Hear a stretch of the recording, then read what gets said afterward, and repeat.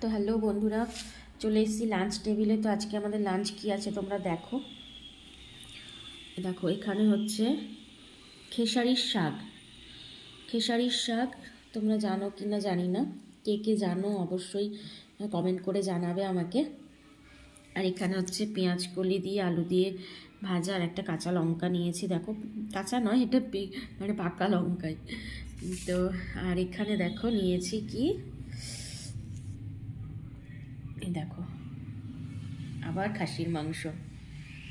কালকে রাতেও একবার খাসির মাংস হয়েছে, আবার এখন তো খাসির মাংসের দেখো পাতলা ঝোল। একবার একটুখানি চুমুক দিই। হ্যাঁ, হেভি টেস্ট।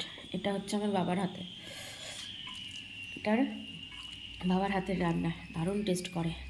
তো চলো বক বক না করে আগে যে শাকটা দিয়ে ভাতটা মেখে নিলাম। শাক দিয়ে ভাত মেখে নিই, একটু নুন নিই,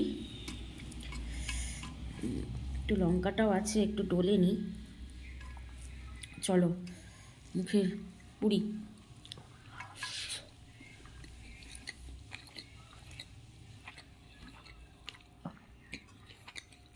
খেসারির শাক এটাকে বলে।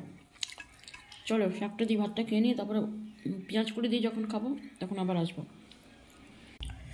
এবার দেখো চলে এসেছি হচ্ছে পেঁয়াজ কলি আর আলু ভাজা, মানে ভাজা। তো এটা হচ্ছে একটুখানি কাঁচা লঙ্কা ডলে নিই, একটু ভাজাটা যাতে একটু কাঁচা লঙ্কাতেই বেশি ভালো লাগে। একটু কাঁচা লঙ্কা দিয়ে ডলে নিলাম। চলো এটা খাই।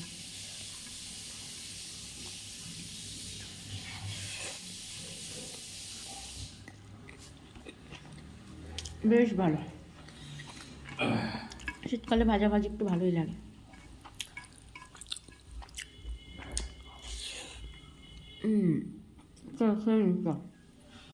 তো একদম লাস্ট পদ হলো মাংস, খাসির মাংস। এই মাংসটাও ভালোই নরম হয়েছে, দেখো দেখো মাংসটা বেশ নরম হয়েছে। তো এই মাংসটাও হচ্ছে বেশ নরম হয়েছে, দেখো। ওটা একদম পুরো মাখন। আর একটুখানি আলু, আর পরে ভাতটা খাবো। এই যে মাখছি ভাতটা। চলো খেয়ে নিই।